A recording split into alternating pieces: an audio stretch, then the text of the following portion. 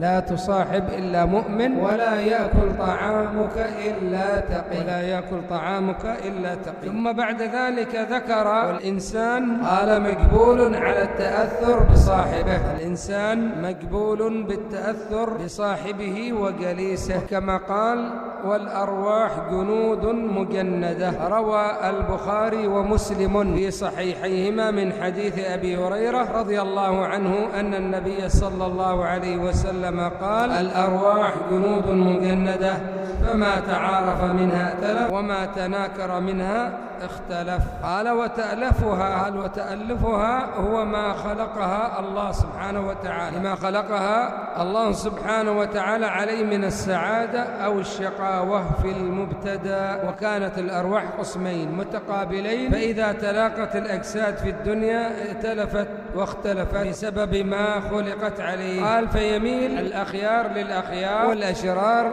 للأشرار والأشرار للأشرار.